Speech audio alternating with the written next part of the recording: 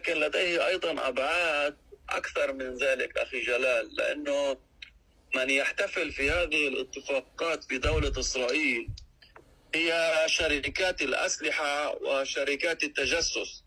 طيب أستاذ سامي، لو تفضلت فقط في هذه النقطة، نقطة الخيانة.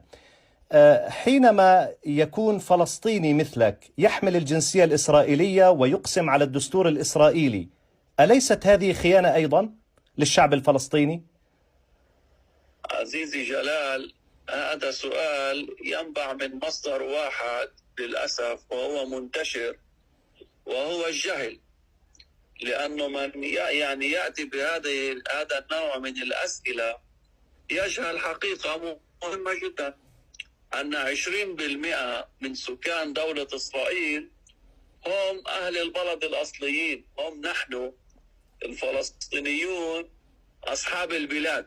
ولكنكم مواطنون إسرائيليون، أنتم مواطنون إسرائيليون تقسمون على الدستور الإسرائيلي، تحمون دولة إسرائيل، بعضكم يخدم في الجيش الإسرائيلي المتهم من قبلكم أو من قبل البعض أنه يقتل الفلسطينيين. فإذا كانت دولة عربية مثل الإمارات ترى فلسطيني يقسم على الدستور الإسرائيلي، فلماذا لا تتشجع بأن تقيم سلام؟ أنتم تثقون بإسرائيل، فلماذا تتهمون غيركم كما يقول البعض أنها خيانة؟ يعني أنا أسألك فقط، أنقل الأسئلة لو تكرمت وأخذتني برحابة صدرك.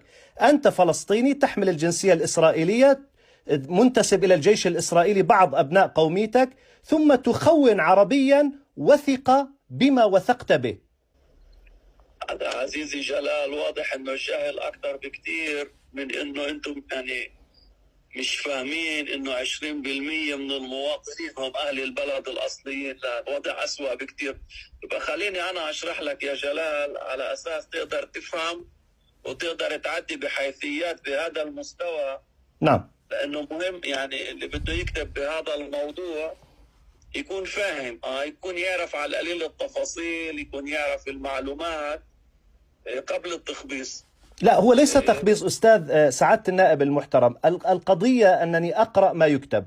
يعني عربي يقيم سلاما مع إسرائيل أو يطبع كما تقول يعتبر خائن، أما فلسطيني مثلك يحمل الجنسية الإسرائيلية ويؤمن بكل الدستور الإسرائيلي يعتبر شخص عادي. فقط هذه الجزئية لو نشرحها للقارئ أو للمشاهد لو تكرر. جلال يا أخوي، أنت بدك تسأل ولا بدك كمان أنا أجاوب؟ لا، أنا فقط أريد أن أشرح السؤال بشكل واضح لو تكرمت. تفضل. السؤال عزيزي واضح جدا السؤال. الجواب لو تكرمت سعادتك. أنا مصمم على أنه نابع من كميات جهل رهيبة. أين الجهل في ذلك؟ نحن يعني العرب يرونكم جزء من دولة إسرائيل. أين الجهل في ذلك؟ ما بدك تفهم أنت حر، ما عندي مشكلة، بس أنا خليني أشرح لك. لا تفضل، بالعكس أنا أريد الفائدة أستاذ. أولا لا يوجد دستور في دولة إسرائيل يا جلال. إذن أنتم دولة بلا دستور؟ يا سلام، طيب مبروك ما أجاك يا جلال. شايف كيف أنا مهم جدا الصحفي. طيب كيف تصبح عضو كنيست في دولة بلا دستور سعادة النائب؟ يا جلال، مهم جدا الصحفي اللي بده يكتب بموضوع معين وبده يشرحه كمان لجمهور. هاي الأمور بتصير أصعب بكتير. صحيح. يكون يعرف على الأقل الأمور الأساسية. تمام. فأنا نصيحتي لك على أساس نقدر نعمل المقابلة كما يجب. لا، أنا فقط أسئلتي مباشرة لأنه الحوار مباشر سعادتك. لو أخذتني بصدر رحب، أنا لا أجامل في الأسئلة، لا أريد أن أظهرك كمناضل ولا أريد أظهرك كخائن. أنا أسأل ما يقوله الجمهور الأوروبي والغربي هنا. أنت مواطن إسرائيلي عضو في الكنيسة الإسرائيلية، ثم تقول الآن سعادتك بأن إسرائيل دولة بلا دستور. كيف تصبح عضو كنيسة في دولة بلا دستور؟ ماذا تفعل أنت؟ كيف ينظم عملك؟ تماما. أنا أجيبك، أنا أسأل سعادتك بما تفضلت به. نعم. ولماذا الإماراتي خائن حينما يضع يده بيد الإسرائيلي مسالما أو مطبعا، وأنت شخص عادي حينما تقسم على ما في إسرائيل؟ هذه فقط الجزئية للمواطن لو تكرم. طيب خلينا نبدأ صح على أساس تقدر تكتب إشي من الأسئلة.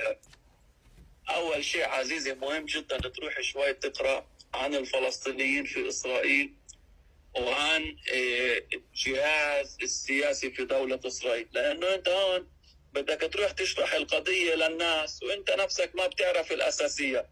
خلينا نبلش قبل المقابلة جلال إنك تروح تقرأ شوي تعرف الأساسيات وبعدين بنقدر نتقدم أنا وياك. تماما. تفضل أستاذ. تفضل روح أنت اقرأ عزيزي. لا أنا مطلع، وأنا مطلع بشكل كبير وزرت الأراضي المحتلة، ولكن أنا فقط أود الجزئية. يعني أنتم أيضا متهمون بأنكم تمولون من عزمي بشارة. ما رأيك بعزمي بشارة على سبيل المثال؟ هل هو خائن أم بطل؟ ما رأيك بالسيد عزمي أنطوان بشارة؟